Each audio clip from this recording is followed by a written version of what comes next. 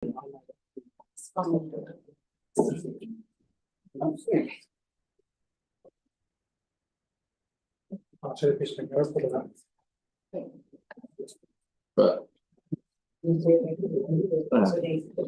koutou katoa, ko tākoro, ko opo waho, ko puhara ki nui o mātua awa, ko ihu tā te moana, ko Waitai te hapori, ki ngā painga o tātou e mahi nei, ko Pumak Mātuka Ingoa, ko au te matakura o tēnā ko ari, no reira, tēnā koutou, tēnā koutou katoa. Hi everyone, welcome to the Waitai Community Board meeting. This is our first one of the year, so lucky you. If you'd like to join us in our karakia timatanga. The words will be up on the screen in a second. Not everybody does, so whakatata te hau ki te turu.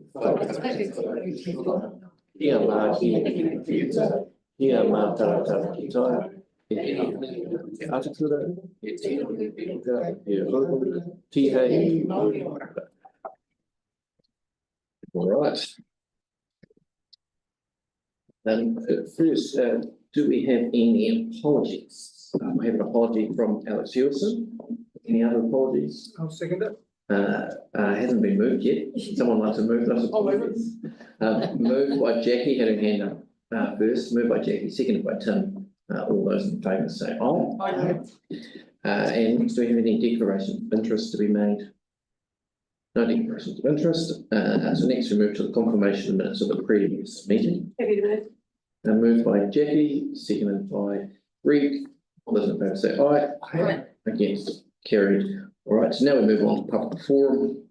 Public forum is a slot where people can come and speak for up to 5 minutes, including questions on an item that of their interest that they want to discuss with us. That's different from a deputation, where a deputation is about something that is on the agenda. So first I'd like to welcome Anaru Hibbs. Anaru is here to talk to us about his activity, which was helped by the Youth Development Fund. Thank you. Yeah. Floor is yours. Kia ora, ko Anaru tōku ingoa, ko Tarana ki te maunga, ko Kaupoko Nui te awa, ko Aotearoa Waka, ko Maraikura tōku marae. So last year in December, I went to Youth Nationals. So that's what you guys helped fund with me for futsal. I was representing Canterbury, and it was a good tournament. We ended up winning, so that was good. Yeah, Awesome. yes, we had 7 games, won 6, lost 1, and ended up winning the final 2-0. Did you play in the final? Capital, so that's a Wellington team, Wellington region team. Yeah. Yeah. Awesome. That's future. I've got youth futsal nats again for school in March, so I'm looking forward to that again. Hopefully we can win that. Yeah. Awesome. And for those of us who don't know, what's futsal as compared to other forms of football? So it's basically indoor football played on a big netball court, sort of. Yeah. So it's basically just indoor football on a big court inside. Yeah. Awesome. It's fast. Yeah. Quick games. Yeah. It's a lot of pressure on your skills. Yeah, and on your knees if you're my age. Yeah. Great. Congratulations. Thank you. Yeah, and yeah, all the best for the next one. We appreciate you coming back to report to us because we Nice. It's classy. Thank you. Yeah. Thank you. All right. Next we have the Graham Robb, who's the president of the Christchurch Archery Club. Graham. Hello. Hi, everyone. Nice to see you again. Just a very, very quick update. Obviously, decision is next month and things, and I won't be able to say anything or put anything to it. All the paperwork will be coming. I was party to the responses as part of the planning department's thing, and there were just notably 4 negative responses out of 55 soon to there. But I wanted to address those very, very quickly to you. We do take safety very seriously. 3 of those were to do with a little bit of concern over our demarcation tape at the back of the archery range. So if the lease and everything was going to get forward, we are proposing, with talking with the council and things like that, to replace the demarcation tape that we have got with a much more colourful, bright bunting type warning, yellow and red scenario. And also put some teardrop flags up and things to highlight a little bit more for public awareness more than anything. Okay. There was one that stressed there was a teddy bear picnic happened that we didn't know about. I'll be honest, there was no communication to let us know that it happened. I wasn't there at the time. I was up north in a tournament.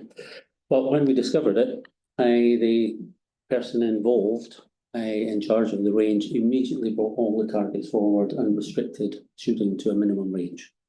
In talking to the council when I came back, they did say that there is going to be a domain public registering system that the council are still working on, so they can booking system, which should alleviate something like that in the future, because we would then know about it and stuff like that. But that was basically it. We are obviously going to wait responses, but we do take, as you know, the safety and the range security very, very seriously. And I would be more than happy to work with you guys if you had any other suggestions or something along these lines, or any recommendations going forward of what we would do to help alleviate some of those questions. Any questions? At least, and then Kelly. So coming in and also for interesting some of that feedback. I don't know what the current practice is, but do you have information boards or anything out on display so people don't know what's happening? They can get a bit of information, like. Information displays, no. Warning signs and things like that when the range is in practice, yes. There is an open day coming up that the domain's holding and on the 23rd of February, of which we are being a part of.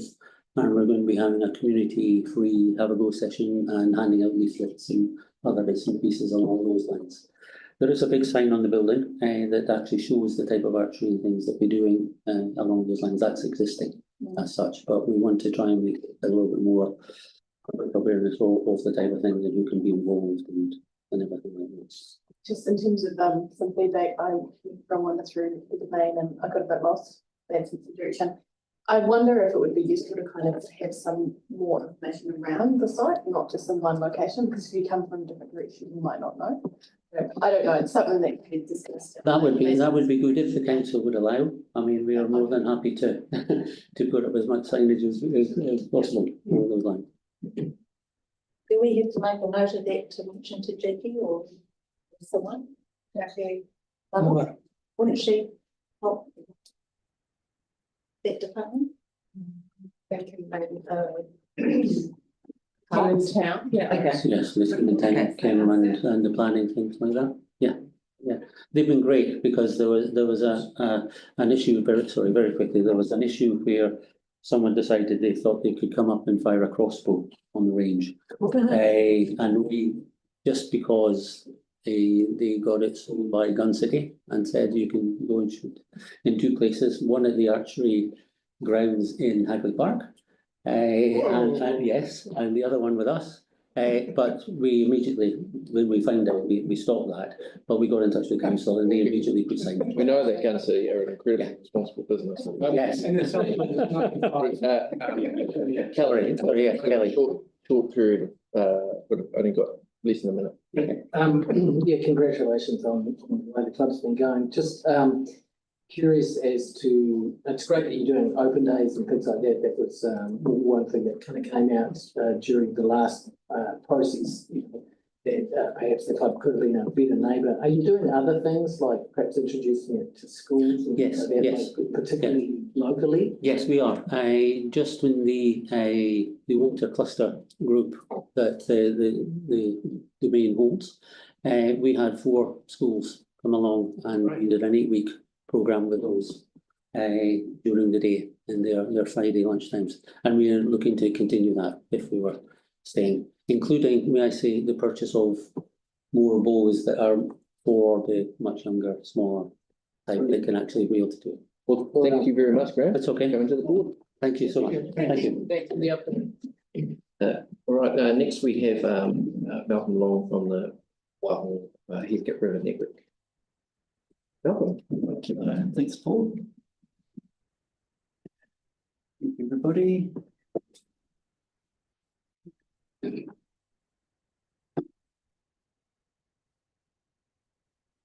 Okay, so this is very quickly, you know who we are. This is an information opportunity for us. We've got a new project starting this year that we'd like to share with you. You're aware of what predator-free 2050 is. You're also probably aware of what predator-free Banks Peninsula fantastic activity taking place. You're probably also aware of predator-free Port Hills, and now the concept predator-free Apawaho, predator-free Banks Peninsula is the precious keep of the castle, and predator-free Port Hills is its towering ramparts, and predator-free Apawaho is the moat. And that's what we're planning to do, a trap line, theoretically a trap line along each bank of the river from Punawai to Ferrymead. Service all the traps serviced by community members. That's the idea. We have some experience already. There's been some trials going on with groups, community groups within some of the reservations. There are other predator-free groups operating. We will be bringing some coordination to some of that along the river, and we hope to also encourage people to be trapping in their own homes as well as along the river bank. We're only going to be using T-Rex traps. We're very aware of this as a priority for safety in modern tunnels. The tunnels attached to Waitai Estate, so they don't walk, or if possible. They'll be cat, dog, bird friendly, and there'll be health and safety briefings for the people who operate them. And we'll keep monitoring this all the way through. It's had approval from parks based on the trials that took on place before, subject to the community park ranger overview of the process once already. They're very happy, but it'll come down to final details. We're going to inform the community boards and get their feedback, finalise the processes, get final ranger approval, get funding, that'll be the bigger part, publicise the project and get the community support. Most likely, we'll do this in sections, and the most likely starting section will be the Lower Apawaho. So we seek your support for this project. It will put trapping in the public spaces along the river, and there's obviously some possibility of problems there, but we'll encounter those and deal with them as we do.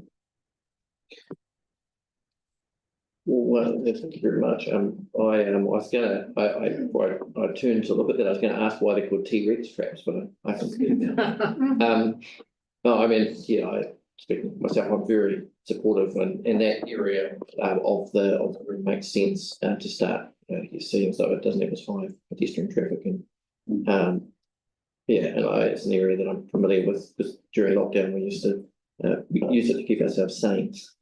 There are a number of reserves along the Apawaho which currently don't have any traps, and we're going to be working with the people who work in them or volunteer groups who work around them to do that as well.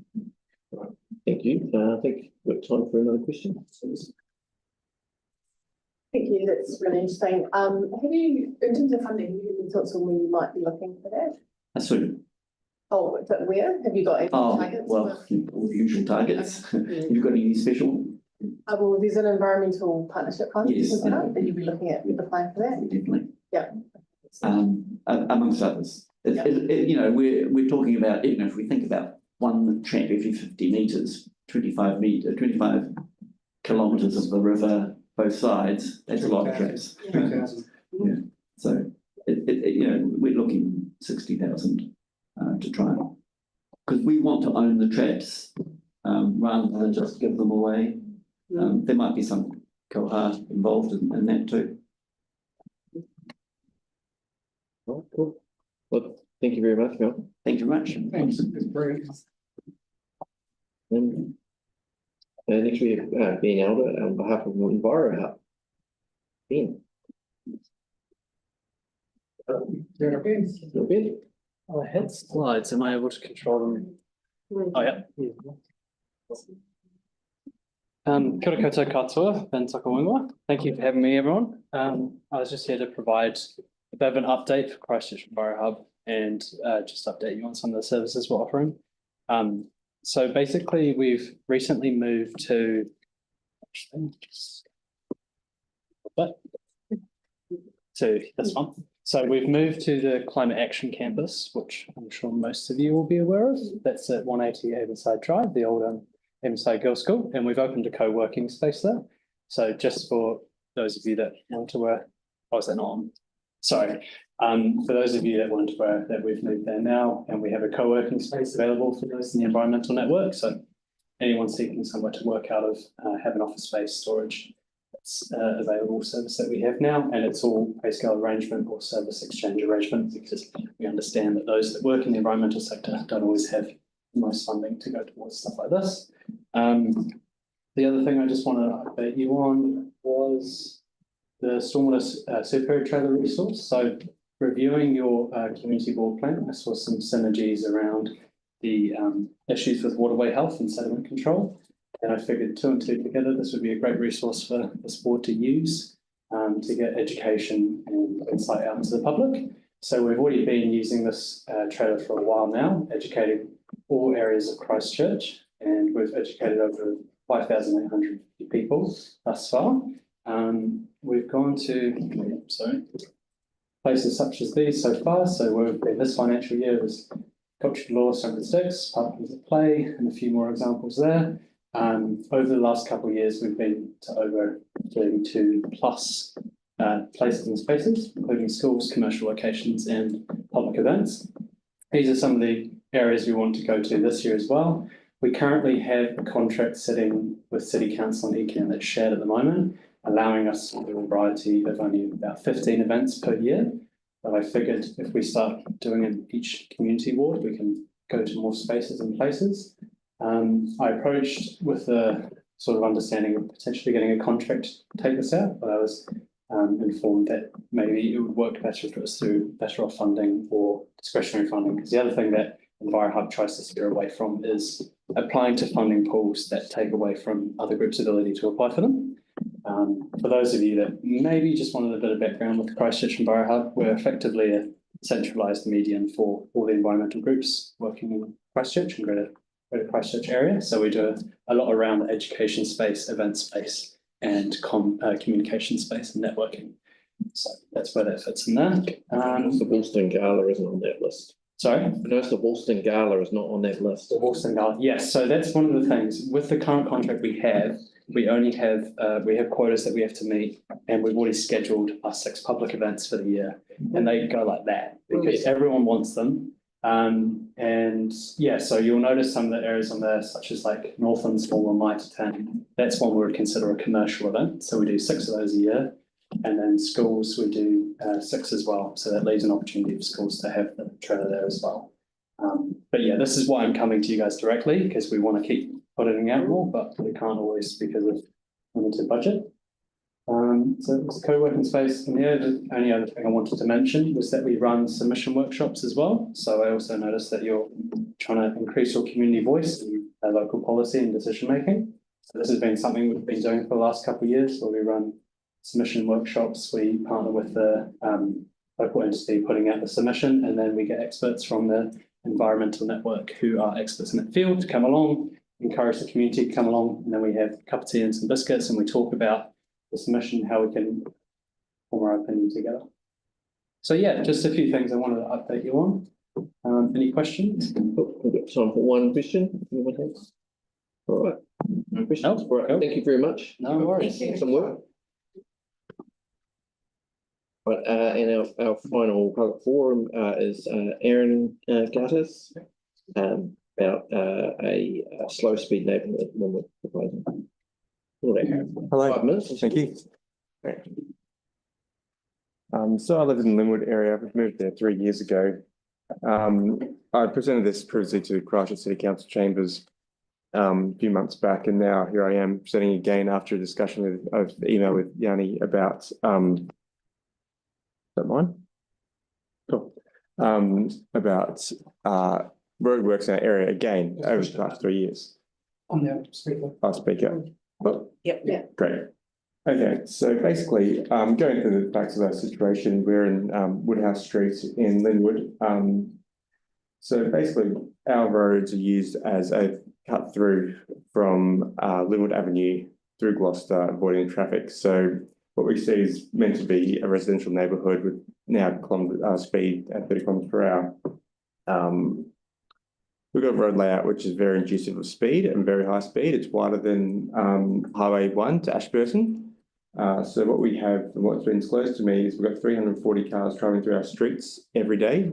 Our street, which is only 185 metres long. We've only got 19 houses on the street. We've had road repairs twice over the past 3 years. So obviously these roads aren't holding up to the traffic that's going through. We've got 9 children under 10 years of age on our streets and 185 metres. We've got preschool back house and we also on back street. And we've also had around 60 new builds in this area. So, you know, some typical sites, we can take photos any given day. It's taken me to the presentation a while back, but any given day, that's preschool down the road, and you see cars flying through there just to avoid the traffic light. Banks from Linwood Ave. Highway 1 screenshot 9.5 metres. Our street is 13.5 metres. So compared to what Austroads, which is the Australasian guidelines for civil engineering road design, and what's been published by NZTA and by Auckland City Council and everything else, they say that our street should be no wider than 3 metres wide. We're not seeing that, and we see the effects of that people just flying through. I'd love to try and get some camera footage of it, but cameras aren't fast enough to catch it from in front of our house. So basically, homes have been changed in all these years. 60 new homes, which means that $1.2 million in development contribution in the past 2 years. We haven't seen that money go into our area at all. $1.2 million.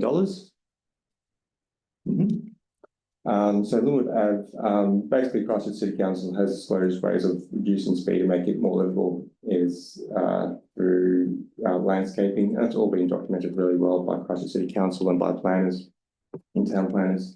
So basically for us to have a solution like this, having street trees in our street, which is very typical of neighbourhoods around Christchurch, we're looking around $48,000 just to get a bit of asphalt and put some ground down and narrow down the streets to make people feel like they can't drive at 110 k's an hour down 185 metre streets, which they can do because you hear a car going onto third gear. They're not doing 30 k's an hour, let's face it. So there's a lot of environmental benefits, and safety is probably the paramount thing that we're aiming for. Thank you. Right, thank you. It's quite timely for us today. Often when we put street coming in, we have a lot of complaints from people who want to use that street. We have to weigh up whether we take the word of the residents or the word of the drivers. I'm in the situation very much in favour of the residents. What do you say to the drivers that want to drive down your streets at 60k in terms of the fact that they are encroaching on the vacant enjoyment of your homes with their behaviour? Oh, if I ever can stop someone, that'd be great. But 60 k's would be modest speed. Have a look around. Have a look at the kids. Have a look at the people. It's a massive problem in all of Linwood. But every time we do put street coming in, we get a lot of complaints from people that we don't live in the streets that we put the street coming in. And the problem is also the incredible costs. So I agree with you. We need to do something as to what can be done within our current budgets. It's very limited. But we're not talking about reducing traffic flow. We're just because there are already plenty of streets like Gloucester Street and Wood Ave that and Woodham Road, which feed the whole area. Yeah, so they don't want to try to. No. Sorry, we're out of time, unfortunately. But you know, we do get a lot of these, you know, traffic calming solutions. We do questions, I should say, and it's funnily enough one of the most divisive matters at council for local government at the moment. When I think everybody agrees that they want vulnerable people and children in particular to be safe, and yet we also want to be able to drive quickly where we go. You know, I think it would be really important. It would be really good if you could encourage other people on the street to get in touch with us, so we know the depth of feeling. There is the annual plan coming up, And we can make submissions as a community board, and you can make submissions asking for some improvements to be made to your street. I would definitely be in favour of that. Did you have some information? Well, just very quickly, one of the things that triggered this was the start work notice to do the road maintenance, but because the residents their views weren't sought before council did that, there was no opportunity to do it together. So just so people are aware, there is work actually happening on the street just to do basic maintenance, but none of that scope of that work was put into fixing some of the issues that residents had, because there was no engagement with residents before the contract was let. We do need I think picking up on that would be good. to keep moving with the meeting, but thank you for coming to Aaron, and please do keep in touch. Yeah. And we'll see if we can get something done. Great, thank you. Guys, thank you. I do think it's worth mentioning is that it would be great if all these different lines of work that the council did lined up, but the way that everything is packaged and divided up into silos means that it's not easy to line these things up, and it's not something that a community board can do anything about, but certainly councils might be able to. Just a quick process question. Yep. In terms of the minor safety intervention budget, which we've previously given feedback on, can we get advice as to where this sits in that program of work? We can certainly ask that question. Yeah. Because that would be a good avenue. I mean, that's just an email. Yeah. Sorry, I have had a response from staff, and they have given some advice around the safety prioritisation. But the key point, and this board actually did get presented with a list of streets in terms of maintenance and asked for feedback. The problem is, if we don't know where areas of concern are, but the local residents do, we don't have a process to feed that back to the staff before the program gets agreed. So I think that's the gap in the process, is actually telling residents that we've got something coming up and getting their views in. It is also something that we have raised in the discussion around weaving these and how we communicate that people need the ability to be able to feed in. We're not necessarily going to be able to deal with it at that point, but at least we start to get that information. But in regards to that, we have had a lot of requests over the years from communities for these initiatives.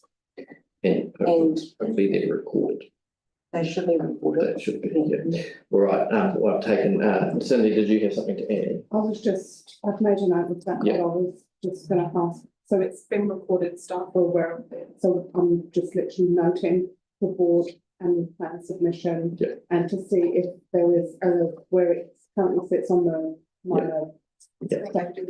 Yeah, and I think, sorry, just No, hold on, we need to move on. Can you raise that line?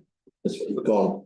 well, it's very, very quick. It's Okay. just, in terms of the other thing I think from the submission is the board might like to see an understanding of how we could get some development contribution funded projects, but also to deal with the growth in the area. Well, the development contributions policy is a council policy. Can councillors see to that and find out? But it's something. Sure. Right, so we have correspondence. This is really just receiving it from folks. Would anyone like to move that we receive that? Moved by Jackie. Yeah. By Kelly or Celeste? Kelly. Oh, Kelly. All right, all those in favour say aye. Aye. Carried. There was just that second item, sorry, in relation to the speed hump request on Chelsea Street. Oh, and there was and also, now we've moved and carried that, we need to move and carry the second one. Would someone like to move the correspondence that we received, the correspondence from Mr. Sawyer, who's very, very strongly in favour of the speed humps in Chelsea Street. Moved by Jackie, seconded by Greg. Those in favour say aye. Aye. Against, carried. Now to briefings, Adam. So we've got Adam first, and then Dave's going to give us a update before the big tree discussion. Adam, Happy New Year. Happy New Year, thank you. And now because Alex isn't here, nobody's going to say very apocalyptic like. Fair enough. I believe I've got a presentation at the end. So thank you very much as ever for having me. I've got a detailed presentation I've taken into anticipation of some of the feedback that I've received before this presentation. So I've put that into the presentation. There's quite a bit to go through. So what I'll do is I'll run through the presentation and any questions that come out of it, I'm more than happy to come back in through the slides as we go through because there's quite a bit of information there for us. So, introduction, monthly presentation provide an update on the operation of the Christchurch wastewater treatment plant, high-level information of the operation taken. On the in-scope, provide an update on where we are with the interim solution, activities being undertaken to mitigate the odours, and I've also now extended this to activities being undertaken to mitigate the midges. Still out of scope is the findings of the independent review and the status of permanent solution. What I'm planning to run through in today's presentation is an update on where we are in terms of the odour monitoring, where we are on the plant status itself, so how we're operating, the optimisation project on the temporary activated sludge, updates on the odour product trials, where we're up to with the oxidation pond aerators, the pond health, and then I'll touch on the midges at the end. We continue to record odour at those 4 community locations, and we continue to update those every 2 weeks on the webpage. The 2 graphs on the screen show the first week of January on the left and the end of January on the right. So this is just a snapshot in time to show how the odour has been over the summer Christmas period. And as you can see, it's quite low. We are still getting the intermittent small blips of occurrence, and it's still way below the limit of 0.03 for hydrogen sulfide. How does that compare this year to last year? So on the left is the first week of February in 2024, and the one on the right is the equivalent time period for 2025. And as you can see, there's less spikes recently, of less intensity and a shorter duration, which sort of implies that we are doing better this year than we were last year. What we believe is one of the big factors that has caused the difference in the reduction in odour this year compared to last year is rainfall. On the left, on the blue is the rainfall. Now, bearing in mind, this is kind of being Christchurch, so we don't get a lot of rain anyway, but you can see in January we had 0.2, and in February 2024 we had 0.4, whereas this year we had 1.3, so it's a noticeable difference in there. And also on the right, in terms of temperature, the temperature is also consistently slightly lower as well, so big impact from the environment. We have also undertaken, as you're aware, we take a lot of dissolved oxygen measurements on the ponds, as there is an indicator of how much oxygen's in there. If there's lots of oxygen, it's nicer anoxic. You don't get the anoxic conditions which generate the hydrogen sulfide and methane odour smells.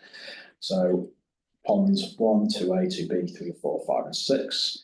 And for each of those, it shows in blue what the dissolved oxygen levels were in 2024 and in orange for 2025. And as you can see, they are consistently higher this year than last year, which reflects our findings that there's far less odour from the ponds this year than there was last year over this approximate same time period. We undertook a optimisation study with Jacobs on the temporary activated sludge plant. Glad to confirm that optimisation trial has now been complete. The report has been issued, and what my site staff have done, Ramsey, is to take the recommendations from that report and fill them into all of our site operation procedures. And as you can see, in combination with the weather, the outcomes have been lower load into the ponds with better pond health and less odour. So I think it's certainly a worthwhile activity for us to take.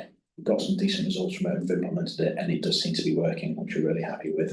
So that has now set us up to continue with that plant in the best way forward now until the permanent solution arrives. We're also continuing with an odour product trial, so we've had 6 suppliers who came to us offering products which they believe could resolve our odour situation. We are now into stage 3 of that trial, the first stage being the suppliers provide all the information for us, the second stage being the 20-litre bench test, which is what you can see on the left there. 4 suppliers still in the trial, and the next stage of the trial is we take 1,000 litres of sewage for each of the 4 suppliers plus a control, and run them through 3 fortnightly trial runs. So we're anticipating that's going to start in March and run through to about July. Yeah, eating them promising. I'm going into it with an open mind. That's the purpose of the trial, is to try and set up equal comparable results across all of them, as well as the control section itself. On the oxidation ponds, as you're aware, we've got 16 aerators out there on pond 1. 2 different types of aerators. There's the disc aerators. On the screen, if it's green, up running. If it's red, it means there's been an issue with the aerator. So as you can see here, on the 27th of January, the red line that's going across, all the aerators are taken off for a short period just for some checks by the contractor. And as you can see, disc aerator number 5 was out for a notable period of time. It fell over on Christmas Day. However, the contractor managed to get back into service on the 13th of January. Again, that's under the lump sum maintenance contract that was signed, agreed and paid for when we went out to market with the well. The vertical shaft aerators, of which there's 11, again, you've got the line straight through the middle on the 27th of January, it shows the maintenance period. However, you can also see 3 periods of reactive breakdowns, so where the aerators failed, the contractors had to go out there, take it off the pond, fix it, undertake an investigation, get it back into service again. My engineer spoke to Apex this afternoon and confirmed that Apex are coming out tomorrow to undertake some investigations on vertical shaft aerators there. So until they do that, I don't know when they're going to get back into service. The ponds. In summary, the ponds have been very healthy this summer, resulting in very significant algae blooms. So you can see on the left, there's a ripple period between 2 ponds. You can see the green colour. The photograph in the middle is a bit difficult to see, but the fact that it's blackish is a good shine off it, which shows that the water's quite clear. And on the right, you can see the significant number of birds that are on the ponds. Midges. Apologies for those who have sat down my many midge discussions previously over the years. So the oxidation ponds. The ponds are a natural habitat for the native New Zealand midge. Apologies, I'm not going to try and pronounce it, which thrive in warm, shallow, slow-flowing areas that are absolutely full of algae, which is their food. The life cycle from egg to egg can be as quick as 10 to 14 days. The midge stage of the life cycle, so that's one that once they come out of the water and they're flying around, they are only alive for 3 to 4 days. They've got no mouth parts. They're just using the energy that they had from when they were in the water stage. And in ideal weather conditions, warm, dry, open wind, particularly at dusk and dawn, is when they form their very large breeding swarms. So that's why you see those great big black Harry Potter style swirls. I think the term is very apocalyptic like. We do have a midge control management plan in place. So that was being put in 2017. And back in 2017, it came to this board and you very kindly funded and supported me with putting in a midge control program, which we've been using to date. As the midges go through their different life cycle, we target each of the individual stages. So there's the water stage, which is the red circle. So midge comes along, lays an egg, grows in the water column, and then at some point it goes into the bed stage where the little larvae, feel free to correct me on my terminology, goes into the pond bed stage where it mutates, like going from a caterpillar to a butterfly, and then it emerges quickly from the bottom, sits on the surface for a while as it gets out, and then turns into the flying stage, goes into one of those big swarms, and then comes down and relays its egg again. So what we try and do is we try and put measurements in place to target each of those 3 stages. Pre-fire, the one that we used to do was environmental manipulation. So this is where we change the water quality and the ponds. So thanks to the money that you gave us through the previous project, previously we could only send the flow through in order through pond 1, 2, 3, 4. The project that we had, we altered it so we can now send some of the flow backwards through the ponds. So we can go through 2B, 2A to 1 to 4 and change it around a bit. Varying that water quality can affect the midges that are in there and significantly reduces the number that come out. The other one is a mechanical control. So that's where we've got the jet boat. We have, which is the photograph on the left. You've got the metal bar across the top, a series of floats and two big white floats on the outside which keep it float. Attached onto that is a whole load of chains which drag across the bed of the ponds. Attached onto those trains is heavy duty cable ties. As you drive around, that dredges through the mud and it effectively breaks up the chrysalis stage of the midges and it stops them at that stage there. And the last stage where we try and target the midges, this is not the killing stage. So previously we've been trying to kill them. Once they come out, it's very difficult to kill them without spraying lots of insecticides and contact insecticides around, which we really don't want to do because it's pretty indiscriminative. So it'll attack your moths, your bees, those. So we're not doing that. What we are doing though is we've planted 75,000 trees all the way around the ponds so that when the midges come up, they're just looking for somewhere temporarily to hold on until the weather conditions are right. By putting all this 75,000 trees in, it gives the midges a temporary place where they can stop, stay, and they don't really want to move off site onto other areas. So what the graph is showing from left to right is on the left is 2018 when the midge control program started through to the current day on the right at 2025. So if we just focus on the first left-hand side, you can see between 2018, 2019, 2020, the midge numbers arguably dropped as the program got underway. We were learning, we were adapting, more plans going into it. Obviously in 2021, we had the CBTP fire, which resolved those issues as a consequence, the midge count went up. And then in 2022, the midge numbers absolutely crashed. The treatment plant was out of action, there was no trickling filters, there was no temporary activated sludge plant. The ponds got overloaded, anoxic conditions, they smelt, midges couldn't breed in there. And then what we've seen over the next 3 years, 2023, 24, 25, is temperature treatment systems in, the ponds are getting cleaner, the weather conditions have helped, and those midge numbers are continuing to climb. So what did we do? We engaged Jacobs to review our midge control measures and to evaluate the risks of putting those control measures in place in the post-fire environment that we find ourselves in. So we've got a reduced capacity wastewater treatment plant, and you've got the ponds with sludge in. The review found that the control measures were still the best methods to control the midges, but the risk profile of generating odours from undertaking those had increased. So what was suggested is a midge and odour control project to balance the risk between controlling the midges, but also not putting a method in place that generates significant odour. So that project is in the process of being established now. We've already, I'm planning on using the remaining funding that was available for the midge control project. And I'm anticipating that we should be able to implement that by October 2025. So we're starting now, putting all the figures together, putting the drawings together, and then we're hoping to roll that out before October 25. Other stuff that we've done, so we've undertaken a trial run mechanical disturbance. So they went out in a boat, took the midge dredge and dredged it around Pond 2A, and we're just in the process of monitoring the effects for that. Is it generating any odour? Has that an impact on the number of midges that are being produced? We're continuing the midge monitoring programme. So on the yellow bit is the sticky bit, which shows where the midges come out, land on it. So we literally have someone going around replacing those and counting the midges, so keep an eye on it. The middle photograph, which looks like a tent over it. So that's a floating tent.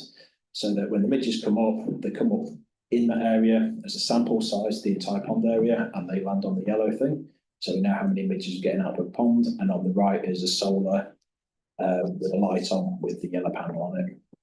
And we're also working with council's ornithologists to see if we can improve the bird habitat as part of natural biopredation. What we've also done is we are put together, sorry, I say I, my engineer, put together a BI report to extract from council's hybrid system all the reports that are coming in about midges. So they come in there, so my staff have now got day-to-day availability to see where those midge complaints are coming in, so we can jump onto issues early.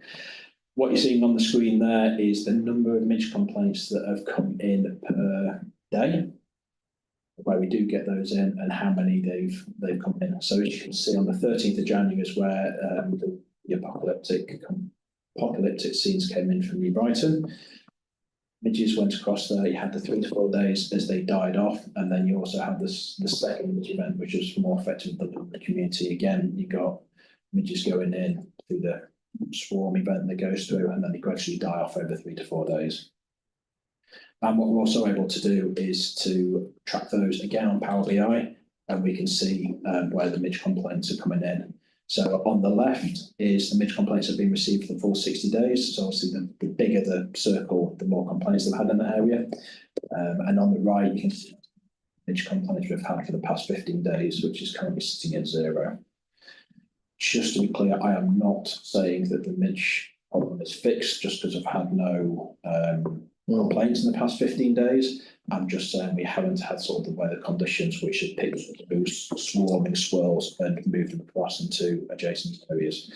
I've got full support from my manager to carry on with the midge control programme, and it is funded, and the intention is to put it in as quickly as possible. As it takes shape and I'm able to sort of do more, obviously I have to go out to the market for the contract and award, stuff like that. So I'm reluctant to mention numbers and exactly what I'm doing at this time, but I will be able to provide those as we go through. And the intention is to get it in place by October 25, which is traditionally the start of the midge period for the summer period. All right. Well, Thank you. thank you very much. Yeah, I mean, it's had every confidence that you and your team would be on, you know, the regular stuff as well as on the midges. There's good some detail that we can share with the public, and assuming it's been shared in public meetings, so we can share the information. Excellent. Celeste? Thank you, that's really clear and appreciate your work on that. And it's also quite reassuring to hear that something's proposed in terms of taking joint up approach to the owners and the midges. Just quickly, can people report it? Is it preference through Snaps and Solve? The Snaps and Solve seems to work quite well, yeah, because it gives the exact time, it gives the exact date, and it gives the exact location. Also, if we get photographs of it, it also helps us as to, not that I'm saying we're good at identifying which ones are which, but in certain areas, if we nip back, if, for example, on the left-hand side, it's possibly unlikely that some of that red dot in the far bottom left is likely to be our midge. It might have been a local infestation from a drain or stuff like that. I'm not saying that's the case, I haven't investigated it, but if we have the Snaps and Solve for the photographs, it helps us understand it. It's good to know.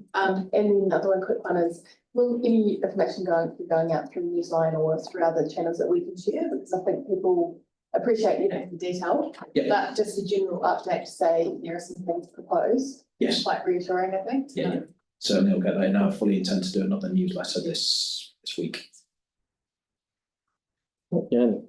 Yeah, thank you for the presentation. It was really interesting to look at the data from last year and this year. I was kind of wondering if we're able to get the data going back to the date of the fire, so that we can, or when we started measuring, so we can kind of see what the, you know, slightly longer trend has been. Sorry, for the midges or the... Oh, sorry, not for the midges, but more for the, I mean, for the midges, I don't know if it would be useful, but mainly for the dissolved oxygen levels, for example. Yeah, like, yeah, I mean, I just think that's quite useful to see, and you might want to, given, I guess it's related to the rainfall and the temperature, you sort of have that as well, but just sort of might be quite interesting for the community just to see the trend in terms of what's happening. I can certainly have a chat with our comms people to see what we can do on the website. Just a bit reluctant to sort of overwhelm with a lot of information. I mean, those summarised bar charts, there's an awful lot of information that's gone in just to provide those rough numbers. So it's trying to balance how much information we put on. But like I said, I'll certainly have a chat with comms and get something. Just the other thing in terms of the website, in terms of the situation, it's great that you've got a graphic with the orange boxes of work that's been done, the green, yes. And you've got some text discussions. But again, there's not really any timeframes for some of that work.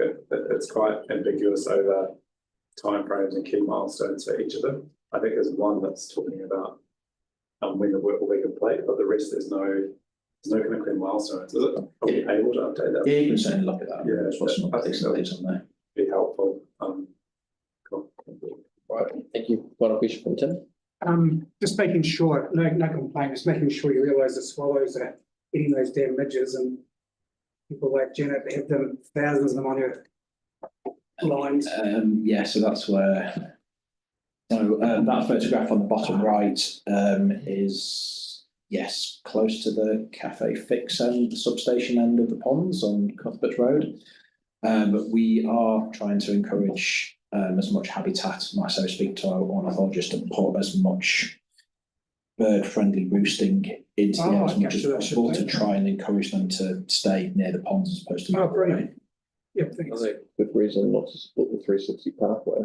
We need as many birds in that area as possible. All right. I'll just pass that. Thank you very much, Adam. Yeah, so you mentioned that your report, and yeah, very helpful information. Thank you. Yeah, thank you. Thanks, Adam. All right. So next we have the Queen's Park Reserve Play Space renewal. Oh no, Dave. Sorry, Dave, you probably Dave, Yeah, I know you. And somebody said to me the other day when I came to bed, it made me look younger, and so it has the effect on you as well. Oh, it's coming back a little bit, but yes, thank you. Quick update. Hoping to get up to the SSRA by 6:30 tonight, which I'm not sure I'm going to do, but I'll rattle through this. This is what we intend to show them tonight. These we've spent quite a bit of time over the last year batting back and forth with ECAN to try and get them to a point where they're comfortable with the consent. And as a result of that, we've had to make some changes to try and broker that agreement. And so this is just really updating on things that have changed since we put the consent set of plans into the estuary edge. So the first one is around balancing our reclamation and declamation. So the original consent package totaled up all the numbers, included removing the old retaining structures and contamination and behind that the residents had put there over the years, and got to a point where the two balanced out, which is important from a consent point of view. ECAN didn't accept that removing the unconsented structures could be counted as declamation, because in their eyes they don't exist. And so we sort of went back and forth and said, well, in reality they do exist, but we sort of ultimately lost that discussion. So we were short a bit of declamation, which meant that then we were reclaiming the estuary on balance, which is not allowed. So to try and balance out the numbers, what we've done is we've looked at this area of South New Brighton Park. And I can just sort of pulled a photo off Google Earth. You'll be familiar with this spot. The original plans will see us basically taking this point through here and building our cobble beach back by sort of infilling the bit where it's eroded away. But to be able to balance the numbers, what we're going to do instead is effectively start from that edge and pull back into the path area with the cobble beach. And you can see the result of that on the engineering plans. The cobble beach initially went through here, and the yellow line shows the new cobble beach alignment. So we will have to shift that path back a little bit. But on balance, that seemed to us to be the most sensible way of achieving the square meterage of declamation that we needed to achieve, given that our arguments to try and argue that our existing declamation would be enough were unsuccessful. Does that go close to the bund that's existing through you? Well, the bund will move back, so you can see the new bund location as well, set back from it through there. So the whole project happens at once. Yeah. So yeah, the temporary bund comes out, the new one goes in, and this cobble beach gets installed. The second one is reasonably minor. We've got some salt meadow that's established along the estuary edge, and we'd initially planned to remediate that down at the spit, but we'd found a good spot for it. And we went back and forth with ECAN over whether that was an appropriate spot. Their feeling was that that would develop over time with sea level rise anyway, and so therefore we couldn't count it. We were going to do some sort of digging down there to accelerate it, and we thought that would be quite a good thing. But we lost that one as well. So we've now set a spot just south of Heron Street. So this is Heron Street here. At this point, there was quite a big space left between the bund and the revetment. And what we've done is we've created a new cross-section working with the geotech engineers and the coastal scientists. So instead of the typical situation where the land between the bund and the revetment will be at natural ground level, we're going to drop that down a little bit in this area here, do some more work on the revetment to make sure that we don't get scour. And then the idea is that at tide events, this will be able to inundate through here, which will allow that salt meadow vegetation to establish. And this green space that we've set aside for that is more than enough to offset the impacts of the vegetation removal. We've also had a chat to the council ecologists who are quite keen on our work at the South Shore area, the South Spit area, and we've told them that probably through this project we'll do that anyway, even though we can't count it as part of our mitigation. It's still a good thing to do, and not overly expensive. The third is that ECAN were concerned about the impact of some of the entry points from the surrounding streets into the estuary, and the impact that people launching their boats would have on the seagrass, which in places was quite close. So you can see the seagrass is mapped here in the hatch. This is one at Plover Street where if we'd, as we originally planned, to have our access, you would have gone straight into seagrass. And the concern was if people walking around there, they destroy that habitat. So what we've done instead is we've made a rule that we can only put these in where the seagrass is about 30 metres away from shore. So the result of that is that you can see we've moved the Plover Street entry to Penguin Street where the seagrass is much further away. So it's been a relocation. That was one that they really weren't willing to budge on. So it sort of goes into the is what it is category. If we want our consent, that was a trade-off we had to make. And the last one was they were also concerned about the shading impacts of our structure that we had proposed at Turn Street on the estuary bed and what might ultimately grow there. That was really an item that Mana Whenua were interested through our discussions with them in terms of being able to go out into the estuary and see landmarks more clearly. But again, because of the ecological impacts, we've retracted from that. We've taken the structure out. And it's possible that we might build one on the landward side that's a little higher that still allows us to achieve those aims through the detailed design phase. But for now, we've had to remove it. We have kept the access at this point because, again, you can see that seagrass is further away and there aren't going to be impacts there. So those are the changes. We think they're reasonably minor. We're hoping that they've got us to a point where ECAN will give us a reasonably limited notification based on being collaborative and trying to do a good job, but we'll find that out in a week or so, and then I'll give an update to the board. All right, I think you have a question from Joe. So I'm just going to say, does that mean we have had the consent, but we haven't? No, we're still waiting. Okay.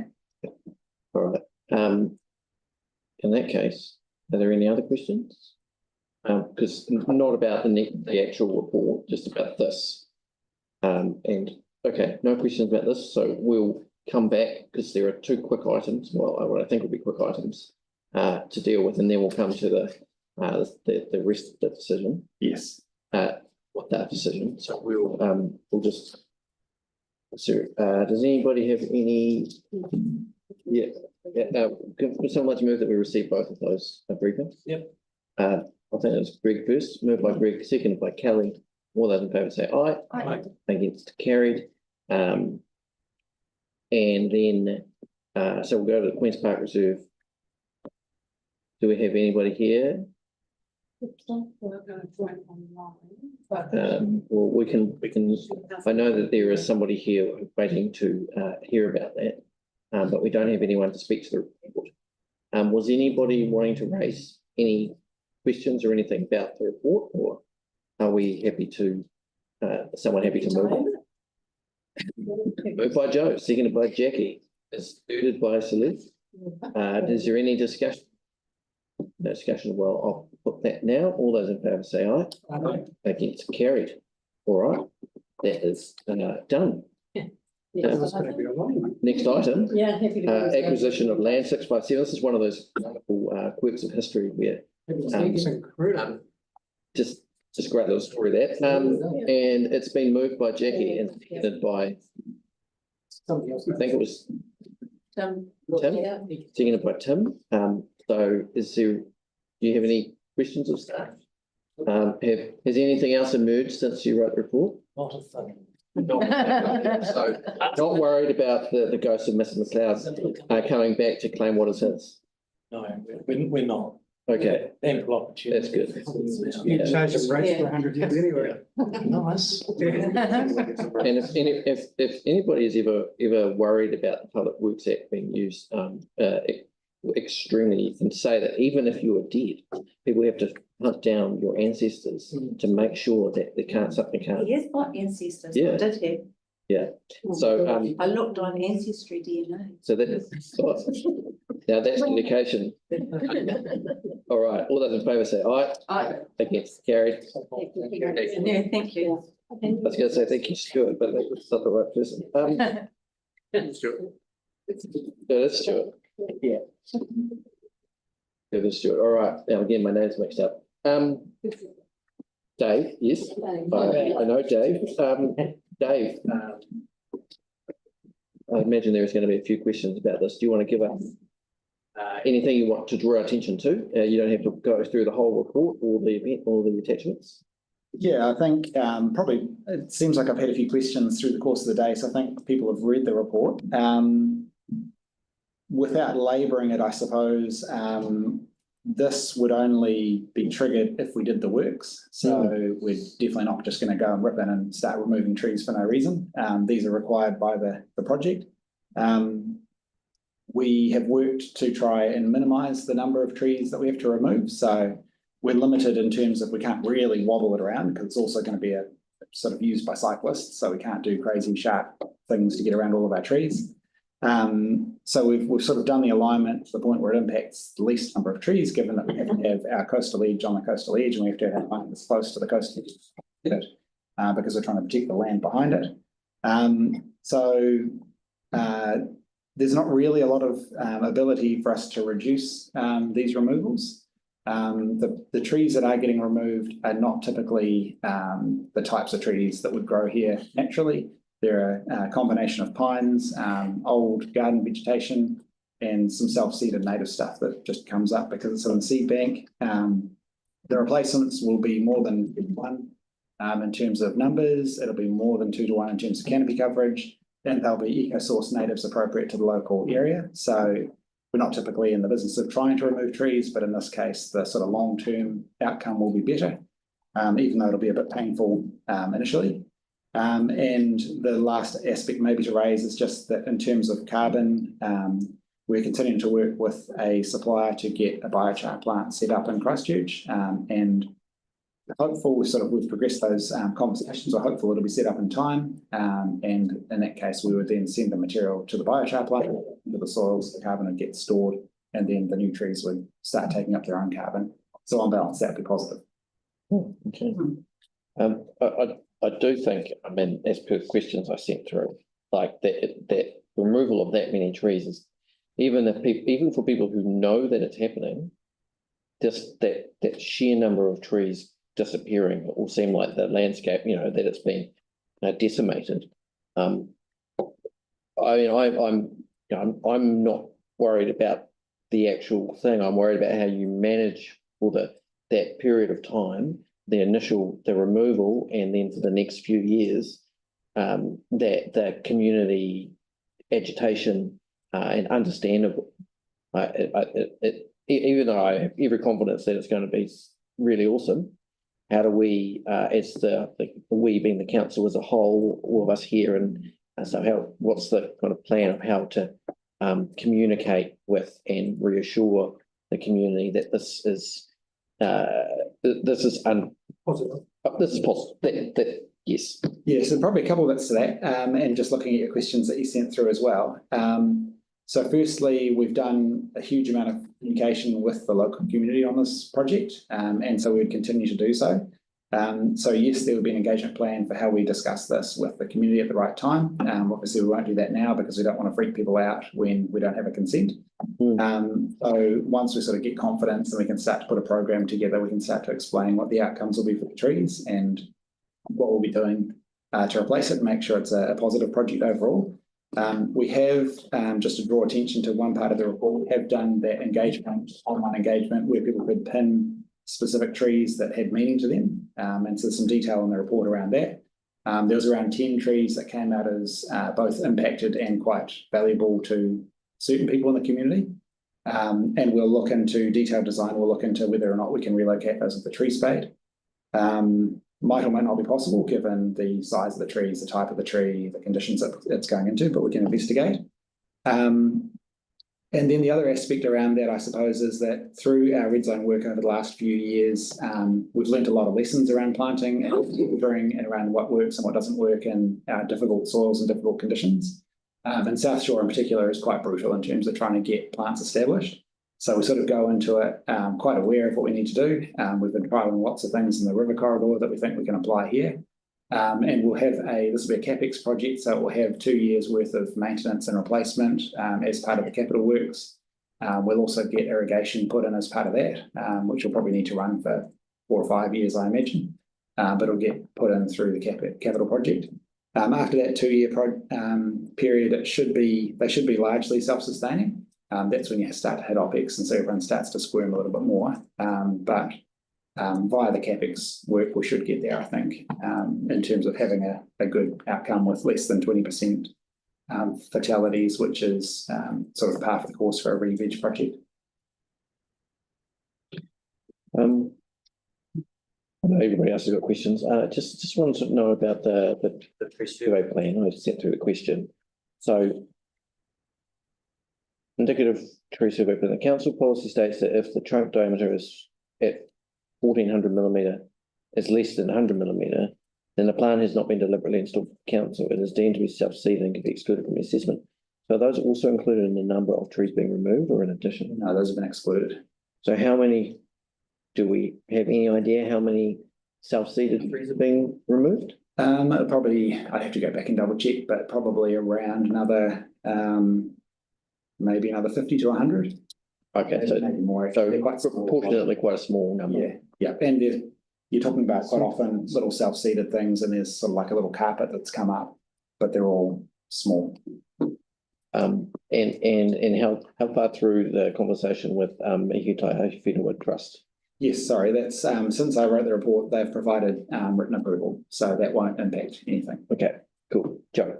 Yeah, thanks, Dave. Really appreciate that. I think the community are really, really excited to get to the stage.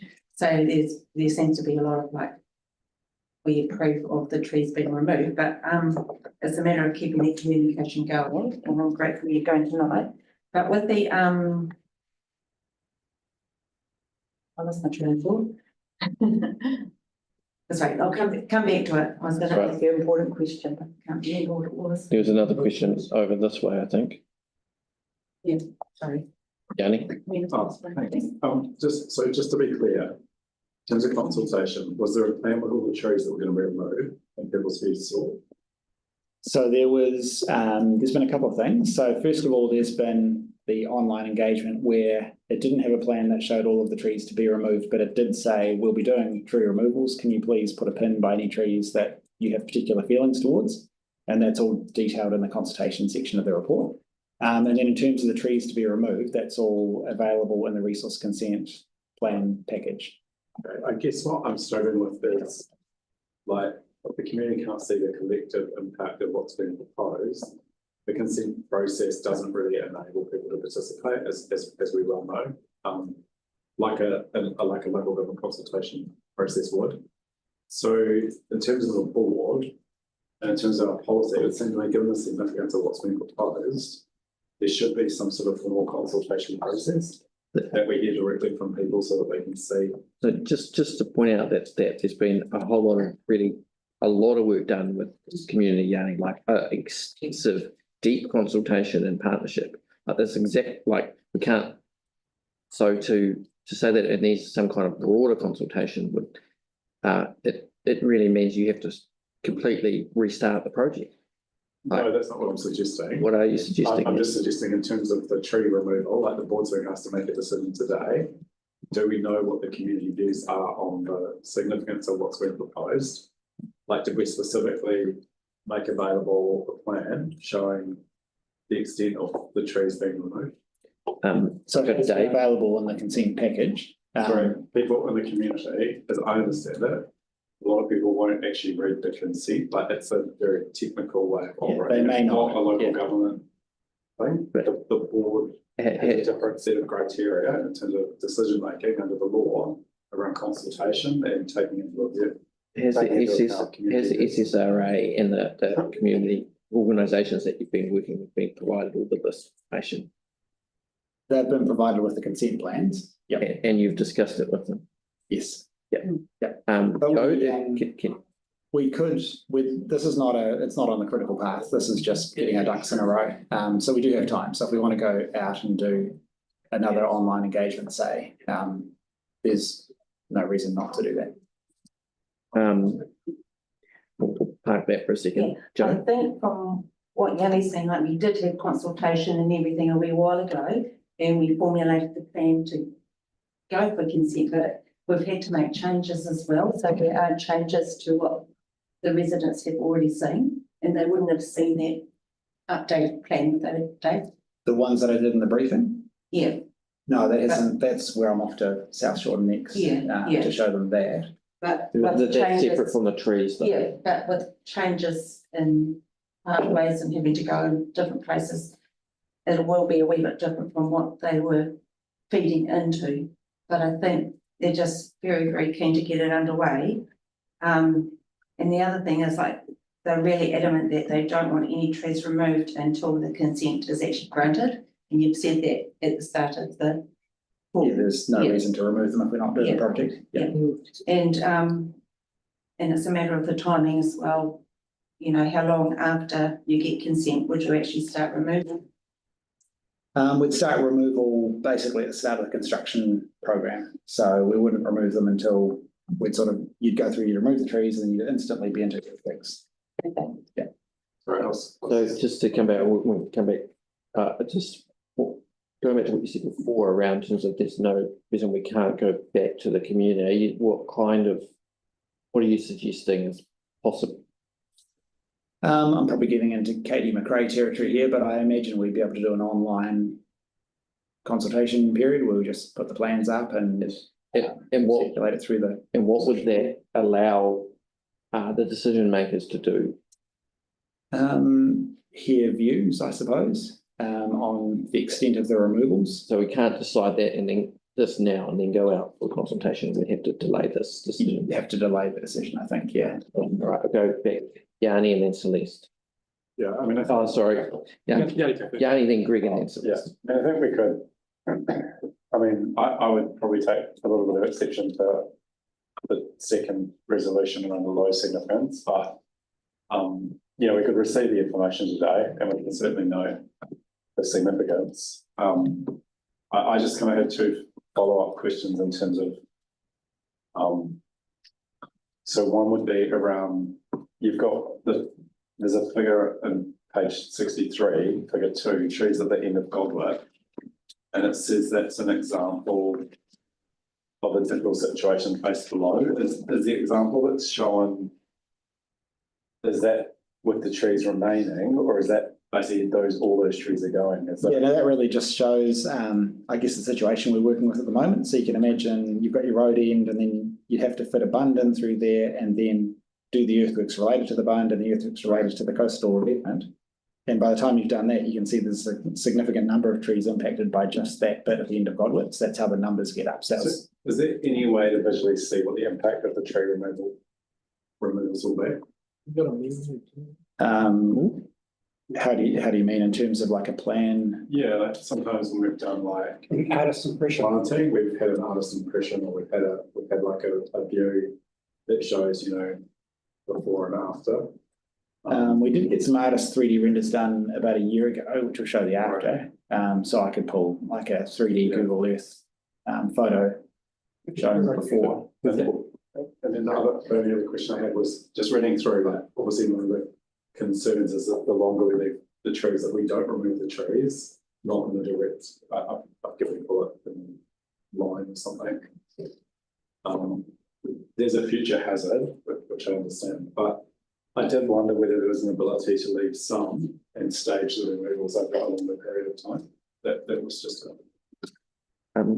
That's probably something that we could look into in detailed design. The issue that we get into, and what I tried to put in the assessment of alternatives, is that the arborists get quite nervous about that, because then you're creating conditions where a tree will go into decline and then they start to wonder about whether it fails and falls on someone, especially when you've got people walking on top of a bund nearby. Before we go to Greg, we've got Greg, Celeste and then Tim, I just want, so my question is, because I don't want to leave the community, give the community an unrealistic expectation that there'll be what kind of changes there might be in response to the feedback. So what realistically, like, Yeah, I understand. what is if the feedback from particularly from the wider community, because you know, you heavily engage with the South Shore community, but what kind of changes could actually be made without putting the whole project at risk? Well, I think that's it. I think you either do it or you don't. So I think if there is a real pushback on the tree removals, then you have to question, do the community actually want the project? Because we've already minimised the number of trees to the maximum extent possible. We might be able to save you more through detailed design, but when you're looking at it at this level of detail, this is the minimum that you need to get the barn dead, the coastal edge protection in. All right, well, that's very helpful, thank you. Greg. If you were to get the consent, when do you expect constructions to start? I was hoping I wouldn't get asked that. It's hard to say because it depends so much on when the consent comes in versus when you're allowed to do the work with the bird roosting.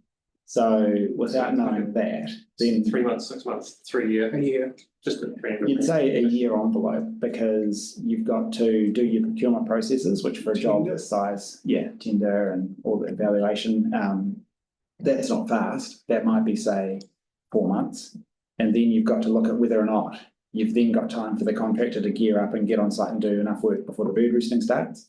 So it really depends on when you get it relative to bird roosting season. So I'd say you'd be on site within a year. If you're lucky, you might be on site within 6 months. But yeah, it depends on exactly when that consent comes through. So I was just wondering if it was going to be like a 5-year thing, suddenly is it worth planting some of that planting now? So it's starting to establish in the short term, but if it's going to be a year, it's not going to make that much of a difference. Yeah, correct. Yeah, because you've got to order plants and yeah. Celeste and then Tim. Sorry, actually, you asked my question. Yeah. All right, Tim. I was going to say I'm going to support it before you ask that question. But I think out of some questions on some big boards in the park along the shore would be a really good idea so people can see it and go, okay. Yeah. That would be. I mean, I do think that it's really, really important that people who frequent the park, who aren't residents, who may not be aware of what the long-term view is, need to have really clear illustration of just how awesome it's envisaged to be and what the goal is. And I think that will go a long way to kind of mitigating some of the potential backlash. Do we have any further questions? Right, thank you, Dave. No problem. Oh, Joe, sorry, missed you. Oh, I was going to put my hand up and pretend I was asking a question. Okay, in that case, Dave, thank you very much. We're going to move into debate now, so you're welcome to leave the table. I think that Joe has moved it. Do we have a second? I'm going to give it to Tim. It's okay. Seconded by Tim. Or in that case, it's been moved. We're moved on the table. Well, it depends. The mover is allowed to open with, or would you like to speak to it to start? I don't have to speak too much about it, but I think with what Dave said, it's actually quite clear that if it doesn't go ahead, then it's actually puts the project in jeopardy. And the community have waited a long time for this, and it's something that we really need to push over the line. Kelly. Yeah, totally agree with Joe. When I got elected to the Coastal Community Board 5 years ago, one of the first things we did was take a walk along the estuary edge with Tim Sinters and look, it's been going on for so long. Anything that holds us up would be bad. I think the community will be really, really annoyed. It's, Dave and his team always protect trees at every opportunity. It's a council policy, but these trees have got to go. And I wouldn't want to see us getting in the way of moving this forward to the community. I think we'd be doing them a disservice.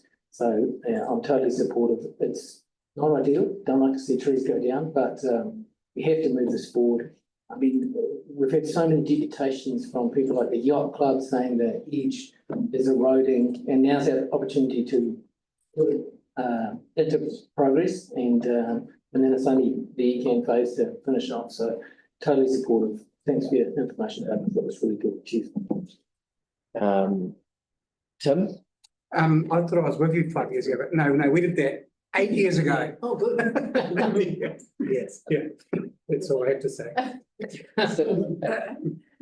I'm not gonna repeat what everyone said, but I agree that it's important. I think we just need to get on and do it. I mean, obviously, this is a critical pathway to getting the project delivered. And there's a replacement of trees, which is quite significant. I realise that'll take some time to grow, but we also know that some of those trees need to be replaced anyway, long term, so that's just part of the process. And I actually think the engagement that I saw was really quite a clever way of approaching it in terms of identifying the trees that were important. So I think it's something we should utilise in other processes because it's about the questions you ask sometimes and the information you want. So I just want to say thanks very much for persevering with the project. I know it's been complex and look forward to the next update. Right, anyone else wish to speak? Yeah. Yeah, thank you. And yeah, I mean, I want to acknowledge the work that's happened on this. I think it is really good and yeah, totally giving the staff for the work that they've done. I still do have a bit of a concern around just the scale of what's proposed in terms of removal and just people being able to understand the extent and the significance of it. You know, I would say this is definitely medium significance, not low significance. I would see this as needing to probably have a bit more visual illustration, but we did hear that, you know, it's not time critical. So for those that are concerned that somehow not consulting fully on the overall plan would delay this or even giving us more time to socialise it with the community will somehow interrupt this project, I just don't think that's the advice that we've heard today. I'll just abstain from it because I totally understand the need for this to happen in terms of the estuary edge and the flood mitigation. To me though, it does seem like there is a step that we could do, which is just to socialise it with the community for their views ahead of making the final decision on the tree removal. I acknowledge that staff have said that they will work constructively around, you know, minimising the impact of the removal of the trees, and I appreciate that. But I do feel uncomfortable not knowing the wider community view on the entire significance of this plan to be voting for it today. So I'll just abstain. Thank you. Anybody else wish to speak? Well, I just want to say, look, this is one of the first big coastal issues, earthquake legacy projects that came to my attention when I stepped into the chair of the board, and at that point it was communicated to me that it was very precarious and that there had been a lot of work done with the community, and everything that I've seen up until this point just shows that we as a big council can actually do things well. And I really want to thank you, Dave, and your team for doing the work, the deep and long work with this community to do something which is of huge significance for them, and also to protect the ihutai, which is such a wonderful gift. I don't think many people around the rest of the sea just know how awesome it is ecologically and how valuable it is. So so thank you to the staff for the work and for the South Shore community for partnering with the council for Mana Whenua. You know, this is a first step, but I just no project is perfect, but you know, let's not let the perfect be the enemy. Good. So I'm with that said, all those in favour say aye. Aye. Against? Abstentions? Would you like that noted? Yeah. Okay, can you note that abstention from the other, please? All right, thank you. Can I just ask one quick thing? There is nothing on the table at the moment. Is that a process question? Just a question, just on behalf of me and anybody else who'd like to, could you say thanks to Kelly Hansen for her many years as well? All right. Yeah. And so now we move on to the board area report. Over to you, Christopher. Thank you. A bit of a buffer report for December and January. Nothing particular to highlight over the next, but loads of cool stuff from the summer break, and then I'm happy for questions. All right. Any questions for the community governance manager or any of regarding anything in the report? Just huge. Yeah, Amazing. Attended awesome. yeah, yeah, you guys churn through a heck of a lot of work, and we only see the surface of it. And so we're very grateful and to be so well served. Would someone like to move that we receive this report? Oh, no. Celeste got a finger. No, I didn't see it though, Kelly. Oh, okay. I was actually looking over your way. At least you've got a better eyesight on your left side than Phil has. Yeah. Yeah. I've just set up a bomb to get. Yeah, I'll let all right, would you like that noted? So moved by Kelly, seconded by Celeste. All those in favour say aye. Aye. Against, carried. So that just leaves members' information exchange. I know we have a bit of a time, but that doesn't mean that you have to take it all. Like the last term. So information sharing, remember we can't move resolutions from here.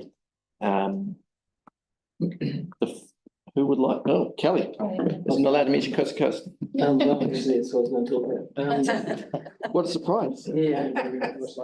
So yeah, it was a fantastic finish line at New Brighton. Oh, you weren't joking? Great entry. No, I wasn't. I was having a chat to the race organizer on Sunday after the prize giving. And, I said, if there's anything that you can have, for help down in Brighton, what would it be? He said that he would just love to see us make more of the finish line. It doesn't necessarily mean money or anything like that. He said Western District Council have put up, like banners and a plaque with a list of names of people who did the first race and just a little explanation about the famous coast to coast race sort of thing. And he said it feels like it's such a missed opportunity here to do something. As a touchstone for people who can actually go there and say, oh, that race that we've all heard about.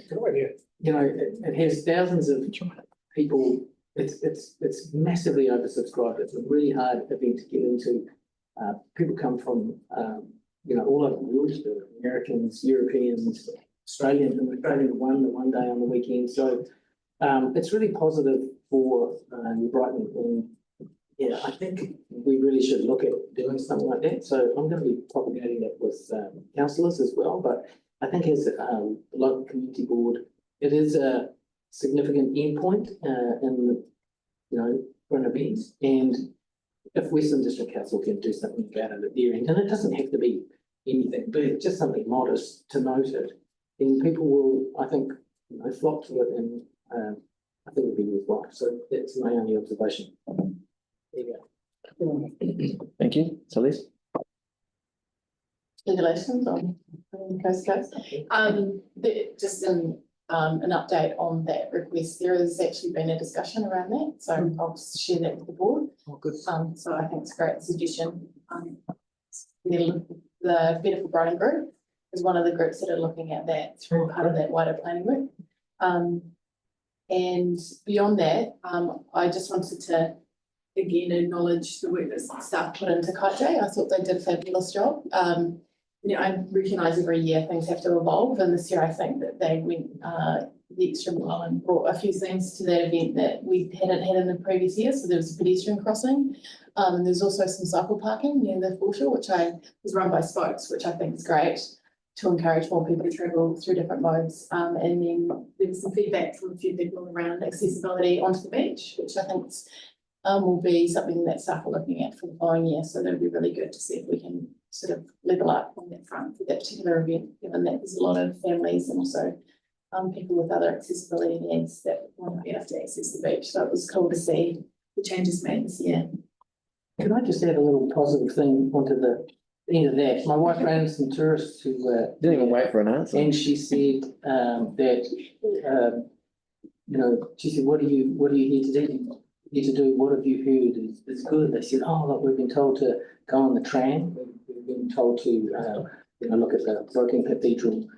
We've been told that the New Brighton hot pools are fantastic, and that's something we should go on, and the gondola." So I thought it was great that the hot pools were mentioned. Yeah, that's on your radar. It's cool. Right. Hey, anyone else? Kelly? I mean, Yanni? Yeah. No, not you. Yeah, I just wanted to thank staff for following up on the flooding issue that we had in McLean Street.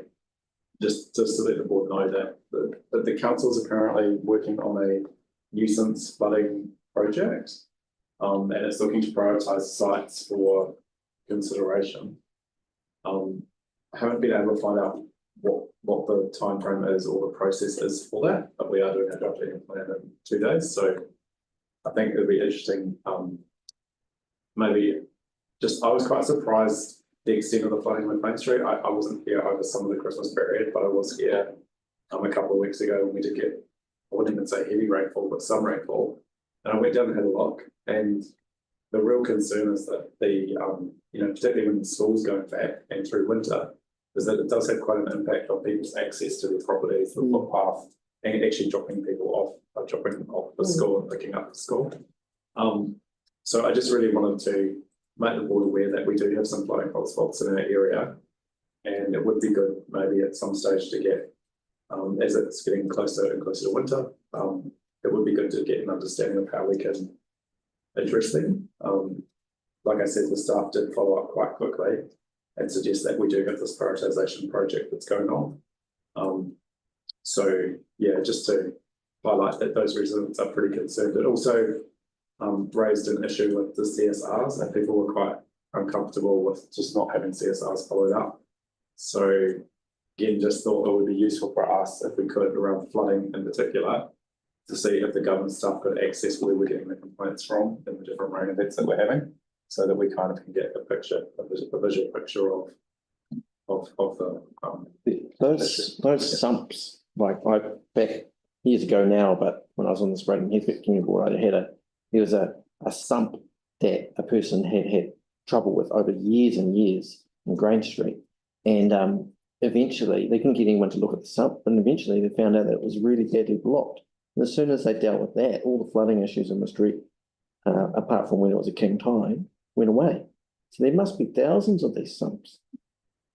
Yeah, I'm not sure. I just know within my ward, I've probably got 3 or 4 areas like hotspots that consistently do get flooded and get into the system, and it would be good to know what the program of work is as a council that we're doing. And you're right, it could just be maintenance, and that's certainly the reasons for asking. But I think the other thing that raised for me is, like, if we know there's an area that's a problem, what are we doing preventive before the rain comes? If there's a forecast, to make sure that the sumps are cleaned and the drains are cleaned. And maybe we should just kind of understand as a board what the flood preventative plan is, so that when contractors are deployed, we kind of know what they're doing. I know there's been some really good stuff that they've been doing as well to prepare. Bring that maintenance, that at least the reactive stuff in house. Yeah. And just the other thing I just wanted to just obviously raise is that there's been concern around the safety around the Eastgate area, and I should say that from my conversations with some of the local business owners, it's not so much Eastgate Hall itself, it's actually the shops around Eastgate that feel like they're not as visible perhaps, and feel like there's a lot of antisocial behaviour happening away from what's possibly where some of the stuff is visible. I know we've got a briefing from the police in that regard, and I do think it would be good to look at setting up a community safety panel in that Linwood Eastgate area, like bringing people together on a regular basis to talk through the issues. I'm also mindful that it does feel like some of those antisocial issues are just the length of Pages Road, that, like some of the issues in Brighton, Wolston, Eastgate, it just seems to be a corridor of similar types of behaviour and possibly some of the same people involved. But yeah, I guess I was disappointed in the police feedback because, from what I've seen, it does seem like it's an emerging and growing issue. But anyway, just wanted to acknowledge that. Well, I think it's been raised. I mean, one of the challenges around organising the community stakeholder meetings, I think the businesses and the community organisations have quite different calendars. So, but I don't know if you've seen Yanni, but I think it'd be good if, I'm happy to organise a community sector community group meeting if you want to organise one with the businesses at a different time, and then we can try and have those at the convenient times and locations for the different stakeholders, and then we can take that information and talk to the police when they come to you. All right, Joe, and then Tim. Yeah, just a few things. Following up, kind of, Yanni suggested about flooding. we're still getting quite a bit of flooding down Marine Parade on heavy downpours, when the Signet Street pipe is blocked. So, there was going to be a heavy downpour a few weeks ago, and I rang up the call centre and said, can we get someone to come and unblock the drains before the flooding event tonight? And they got back and they said, sorry, they can't arrange that at the moment. And I thought, well, that's bizarre. So I hopped in the car and went down, and two of the pipelines were fine. Beach Road and Epping Street were fine, Pacific Street. But the Signet Street one, they had a digger and they dug out the front of it, but they hadn't gone far enough back to open up the mouth of the pipe. So someone had been down there to try and dig the front, but they still hadn't gone back far enough. So I kind of mentioned it would be really good to actually, there's little location markers in the sand dunes which more or less tell you the alignment of the pipes when you go to uncover them, but they're actually, the accretion is actually covering them up as well. So I said they should look to actually bring the poles up so they're more identifiable, and maybe to try and figure out where the end of the pipe is for people to easily dig it when they have to. Because as soon as it gets uncovered, the water just gushes out. Yeah, so that Signet Street one, the road was flooded for most of the day until they finally uncovered the front, and it just went straight out, and the flooding was resolved straight away. Yeah, so it's easy. Next, next thing, I finally had my last chat meeting for the, it was How many years? 3 years, 3 years from the end of last term through to just last month. So 3-year process coming our way, maybe.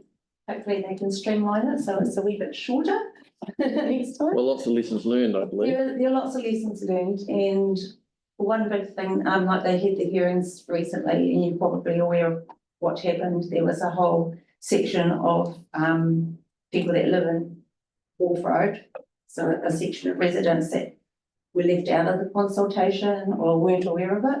So I think that's a really good lesson for us to learn as well. So going forward, thinking about who's going to be affected, and have we actually talked to these people and got their feedback. So I think that's a really, that's one that stands out to me. And Parklands, it plays on this weekend, for those that weren't aware, on Sunday and at Parklands Domain. Cool. Anyone else? I was just gonna think, Paul, or show Paul a problem 3618 Pages Road. And he said, And soon after, it's sort of resolved. So it's a good solution so far. but- I may be a politician, but I'm not going to take credit for something I didn't do. And not but of course, it apparently wasn't a fire hazard. But now we've dealt with the main issue for, well, not now a different issue, but the main issue for the people behind is that they had very low water pressure. That's the same meter, but now I believe they have a different meter. Because of the fire, they've got the same meter, but it's just going to be replaced. Oh, yeah, oh, it's just, yeah. So they have their own meter now. Yeah. Yeah. The council, I haven't had a look, but the council was still gonna, it's getting resolved. Yeah. Okay. Let's leave it as a result. Right. So yeah, I'm sure that will be resolved in And time. it's got one last thing is, I won't be able to make the archery open down the 23rd. Because I'm like saying nervous when I am. The big day is in 12 days' time, the 22nd. Oh, So wish me luck. Good luck. yeah, good luck. There's a night lady. Not the 22nd you need luck for, it's everything that comes after. That's what I was asking. Yeah. All right. Well, it'll be I announced. wish you luck then. Apart from wishing Tim all the best for his wedding day, do we have anything else? Yeah, so just to let people know that there's been a big announcement about Brown Street going ahead, and although it's not It's right on the corner of where our board goes. The residents in our area will absolutely be impacted. Right. We've had no briefing as council, no formal acknowledgement of it. I'm not sure when Waka Kotahi are coming back, but The mayor was at the opening. yeah, but none of us knew. And you know, like there's some really serious safety concerns, and it was supposed to be a joint council Waka Kotahi partnership originally. So there's a whole bunch of other projects that we're supposed to fund to get safer outcomes for our community that we haven't. And people might recall, well, probably previous Linwood Council elected members, but you know that whole bunch of Garlands Road where it turns into like Kapala Road and Broad Street, and also that Kapala Road, Broad Street corner. There's also one that you know like this could impact, although it's slightly outside of our area, but just thought it might be nice that we get briefed at some stage on what's planned on Broad Street. Right. Cool. Well, let's say the karakia whakamutunga together. Right. Kia tau, te rangi māne e, o te rangi e tu I honei, papatuanuku I taku tōnei, o te taiao I awhi nei, ki runga I a tātou, tihei mauri ora. Oh, really? Ready to make